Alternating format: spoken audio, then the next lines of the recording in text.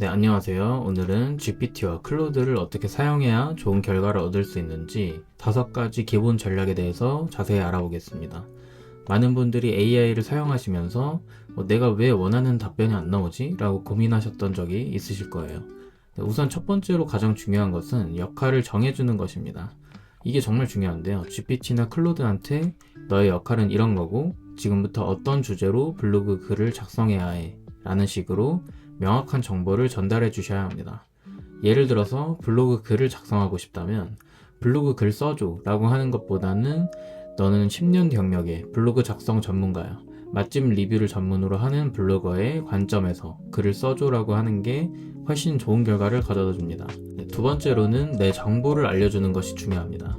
제가 어떤 경험을 했고 어떤 문제를 해결하고 싶어 하는지 무엇에 대해 궁금해하고 있는지 이런 구체적인 정보들을 알려주시면 AI가 훨씬 더 개인화된 그리고 실제 상황에 맞는 블로그 글을 작성할 수가 있습니다.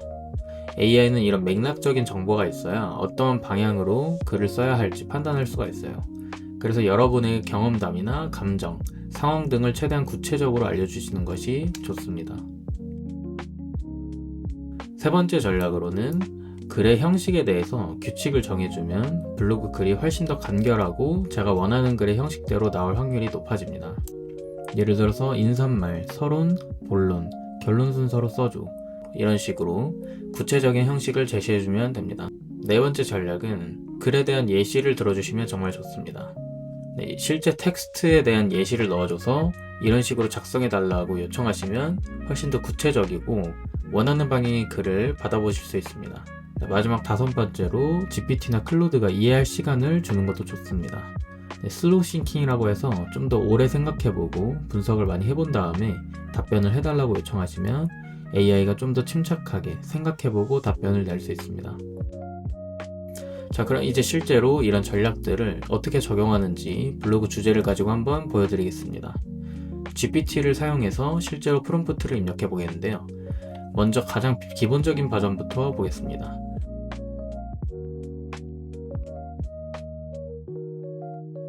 블로그 글을 작성하려고 하는데 블로그 글은 신당동에 있는 펍을 주제로 작성해야 돼. 내가 실제로 간 것처럼 블로그를 작성해 달라고 했습니다. 이렇게 정말 기본적으로만 정보를 제공하고 요청해봤습니다. 그럼 어떤 결과가 나오는지 볼까요? 정말 기본적으로만 지금 작성된 글이 나왔는데요. 소제목과 본문이 나오긴 합니다만 맥주 한잔 하고 싶어서 찾던 중에 괜찮은 곳을 발견해서 공유하려고 한다. 이런 내용을 GPT가 임의로 만들어서 지금 제시하고 있죠. 그런데 문제가 뭐냐면 지금 제가 상세한 정보를 입력하지 않았기 때문에 치즈 플래터나 갈릭버터 감바스를 시켰다라는 등의 가짜 정보를 GPT가 지금 만들어내고 있다는 거예요. 이런 부분은 실제 블로그 글과 전혀 맞지 않을 수 있으니까 이런 세부적인 부분까지 디테일하게 알려주는 것이 훨씬 좋겠죠. 하지만 일단은 기본적인 정보만 입력해도 이렇게 블로그 글의 틀은 만들어진다는 걸 확인할 수 있습니다. 그럼 이제 블로그 주제뿐만 아니라 그에 대한 구체적인 정보도 제공했을 때 프롬프트를 한번 보겠습니다. 너는 20년 경력의 블로그 작성 전문가야. 아까 말했던 역할을 지금 부여하고 있는 거죠. 그 다음에 신당동에 위치한 펍을 주제로 블로그를 작성해야 된다는 기본적인 주제 정보를 입력했고요. 그리고 이제 그 신당동에 위치한 펍에 대한 구체적인 정보를 GPT한테 제공해야겠죠. 이 펍의 분위기는 어둡고 그로테스키한 소품들로 가득하다고 알려줬습니다. 그러니까 이 펍이 약간 어두운 분위기라는 거를 명확하게 전달한 거예요. 그렇지만 저는 굉장히 좋은 시간을 보냈고 펍에서 흘러나오는 음악은 메탈이나 팝, 록 등의 음악들이 많이 나왔다고 추가 정보를 제공해줬습니다. 그리고 모바일로 봤을 때 읽기 편하게 블로그를 작성해달라고 요청했어요. 모바일로 봤을 때 읽기 편한 글은 지금 보시는 것처럼 조금씩 행이 나눠져서 단락을 나눠주는 것을 의미합니다. 결과를 보니까 글 내용이 확실히 바뀐 것을 볼 수 있어요. 어둠 속에서 만난 매력적인 공간, 어두운 조명에 낡은 거울, 해골 같은 것들이 놓여져 있었다. 그로테스키하지만 매력적인 공간이었다. 이렇게 소제목과 본문이 제가 제공한 정보를 바탕으로 좀 더 구체적이고 원하는 방향대로 나오고 있습니다. 하지만 완전히 제가 원하는 방향은 아니에요. 좀 더 개선할 여지가 있습니다. 그럼 이제 상세한 정보와 블로그 작성 규칙까지 모두 제공해서 수준 높은 결과를 만들어 보겠습니다. 좀 더 상세한 정보를 주고 처음에는 역할을 부여하는 건 똑같습니다. 너는 블로그 작성 20년 경력자라는 역할을 부여했어요. 그런데 이번에는 좀 더 구체적으로 후기성 블로그를 전문적으로 쓰고 블로그 SEO에 대한 지식이 해박하다고 명시했습니다. 이렇게 하면 GPT가 후기성 블로그를 전문적으로 쓰는 SEO에 대한 지식이 해박한 블로그 작성 전문가가 되는 거죠. 그리고 블로그는 네이버 블로그를 전문으로 써야 된다는 플랫폼 정보까지 알려줬습니다. 네이버 블로그와 다른 플랫폼은 글 쓰는 스타일이 조금씩 다르기 때문입니다. 그 다음으로는 블로그 내용에 대해서 신당동에 있는 펍을 소개하는 내용인데 그 펍의 이름은 스컹크라는 펍입니다 라고 구체적인 이름까지 알려줬어요.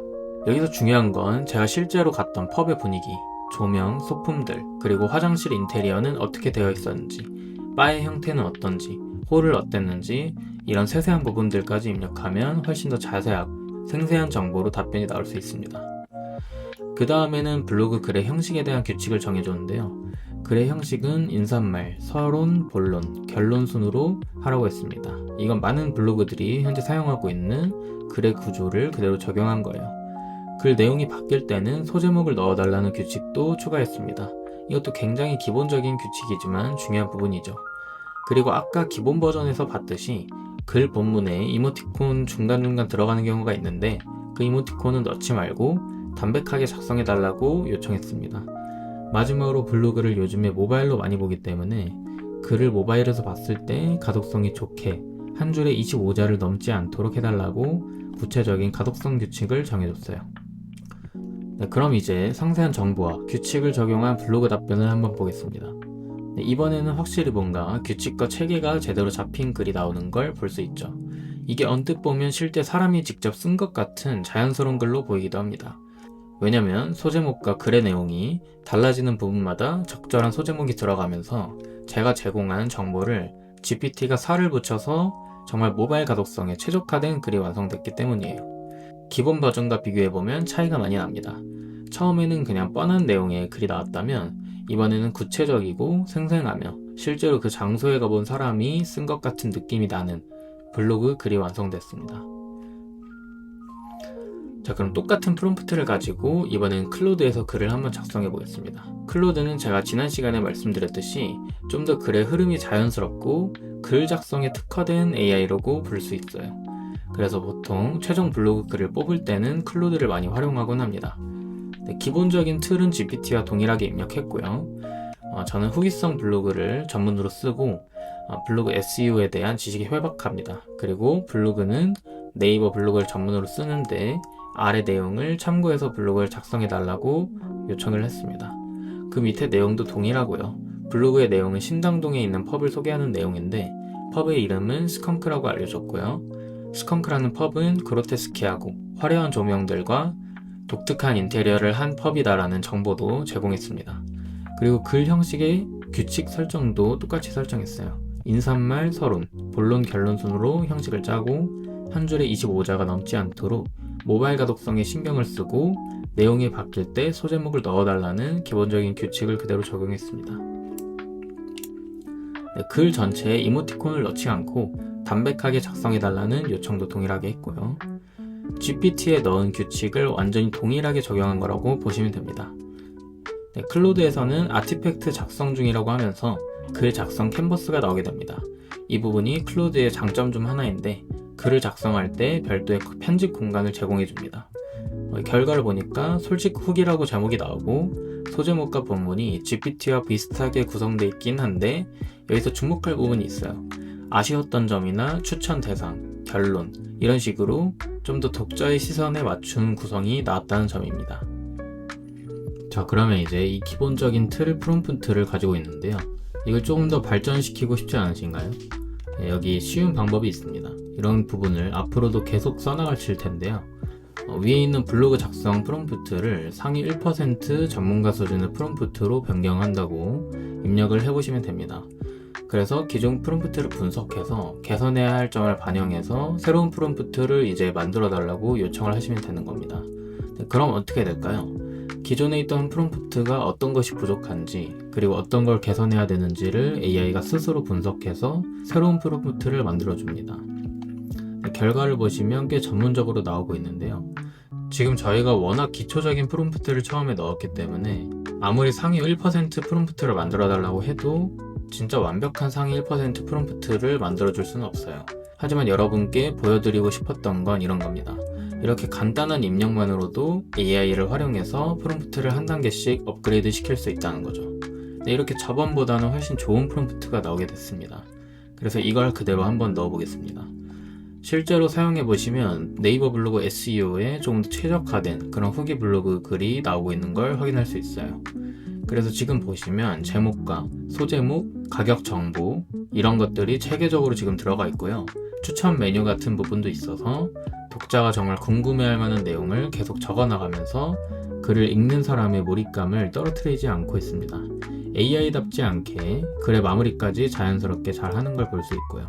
그리고 여기서 정말 놀라운 부분은 SEO 분석 리포트라는 게 따로 나온다는 거예요. 키워드 리스트나 서브 키워드, 롱테일 키워드, 예상 검색량 이런 것도 분석해서 나오고 있습니다. 그래서 이런 프롬프트를 계속 발전시켜 나가시면서 하시면 정말 좋을 것 같습니다. 한 번에 완벽하게 만들어지지 않아도 이런 식으로 단계별로 업그레이드 해나가는 거죠.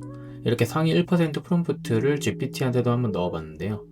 결과를 비교해보시면 GPT는 확실히 이렇게 체계적으로 단락을 한 번씩 나누는 줄나눔이 좀 기본적으로 특화가 되어 있습니다. 그래서 좀 더 형태가 단락별로 깔끔하게 나뉜 글이 나오는 걸 볼 수 있죠. 블로그 글의 자연스러움을 따지면 클로드가 조금 더 자연스럽다고 볼 수 있습니다. 그러면 전문가 프롬프트는 기존 프롬프트와 어떤 것이 다른지 한번 살펴보겠습니다. 지금 보시면 첫 번째로 역할을 정확히 설정했어요. 네이버 블로그 상위 1% 전문가라고 명확하게 정의를 해준 거죠. 그리고 작성 대상 정보도 구체적으로 알려줬고요. SEO 전략 수립 부분에서는 메인 키워드, 서브 키워드를 체계적으로 설정했습니다. 그 다음에 롱테일 키워드까지 전략적으로 배치했고요. 그리고 타겟 독자층도 명확하게 정해줬습니다. 여기서 중요한 건 콘텐츠 구조 설계라고 해서 글의 규칙을 이렇게 상세하게 설정해 준 걸 볼 수 있습니다. 단순히 블로그 글 써줘가 아니라 어떤 구조로 어떻게 써야 하는지 구체적인 가이드라인을 제시한 거죠. 그리고 좀 더 상세한 설명과 좀 더 세밀한 규칙들을 설정해 준 걸 볼 수 있고요. 모바일 최적화 부분도 빠짐없이 들어가 있습니다.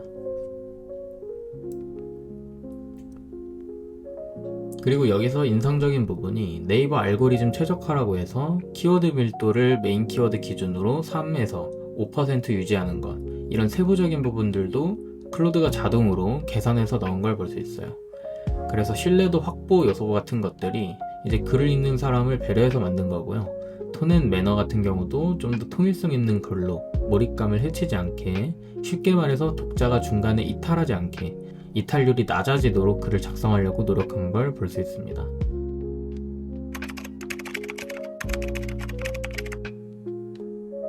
다음으로는 실전 블로그 글쓰기 과정을 보여드리겠습니다. 이런 AI가 만든 글을 실제로 네이버 블로그에 옮겨서 살짝만 다듬어주고 바로 포스팅하는 과정을 보여드릴게요. 이렇게 줄나눔이 너무 많으면 조금 빼주기도 하고요. 그리고 소제목 같은 경우를 좀 더 키워보기도 하고, 아니면 인용구 기능을 사용해서 이렇게 인용구로 변환시키기도 하면서 조금씩 다듬어 주시면 됩니다. 이런 작업들이 처음에는 시간이 걸릴 수가 있어요. 하지만 한두 번 해보시다 보면 금방 익숙해지기 때문에 얼마 안 걸리는 시간에 글을 완벽하게 다듬으실 수 있을 겁니다. 참고로 지금 보여드리는 예시는 일부러 저희가 업그레이드 시킨 프롬프트가 아닌 그 이전 기본 프롬프트로 작성한 글로 블로그를 만든 거예요. 프롬프트 같은 경우는 강의가 진행될수록 점점 더 높은 수준의 프롬프트를 사용하게 될 겁니다. 그럼 더욱 완성도 높은 글들을 만나보실 수 있을 거예요. 이렇게 편집 작업이 끝나면 벌써 이제 글 작성과 글의 구조 작성이 완료가 되는 건데요. 네이버 에디터가 이런 부분을 편리하게 잘 만들어놔서 여기에다가 사진만 적절하게 넣으시면 됩니다. 그럼 이제 저희가 평소에 네이버에서 보게 되는 그런 블로그 글이 금방 만들어지게 됩니다. 글 중간중간에 관련 사진들만 적절하게 배치하시면 AI가 작성한 건지 사람이 직접 작성한 건지 헷갈릴 정도예요. 기본적인 프롬프트만 입력했는데도 이런 수준의 글이 나오는 겁니다.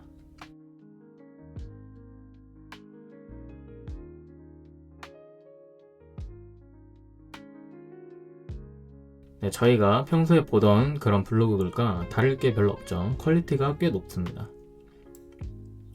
하지만 여기서 중요한 주의사항은 지금은 이제 형태소 중복이나 글 유사성, 회피 작업을 안 했기 때문에 이런 식으로 글을 무작정 작성하게 된다면 글 유사성에 걸려서 네이버 블로그 지수 점수라든지 상위 노출 같은 부분이 점점 약해질 수 있습니다.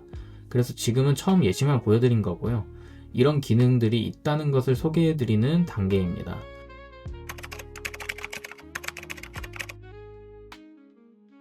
네, 그리고 금찍어 검사라고 해서 이런 기능도 있는데요. 이걸 무조건 사용을 하는 것은 아닙니다. 네, 여기에 글 내용을 넣으면 네이버에서 선호하지 않는 어떤 형태소가 있는지 알려주는 기능이에요. 지금은 특별한 문제가 없으니까 넘어가겠습니다. 금찍어 검사 같은 경우에는 필수다 아니다 말이 많았는데 옛날에도 정말 중요한 부분 중에 하나였는데 요즘에는 그렇게까지 필수적이지 않는 추세가 되고는 있습니다. 그래서 이렇게 제목 짓고 내용에 맞는 태그를 작성하시면 되고요. 그리고 카테고리는 저희가 블로그 주제로 설정한 것에 맞춰서 정리해 주시면 이렇게 완성도 높은 블로그 글이 완성됩니다. 네, 이렇게 모바일 가독성까지 신경을 써서 글이 적절히 나눠지기 때문에 모바일 화면에서 한번 확인해 보겠습니다.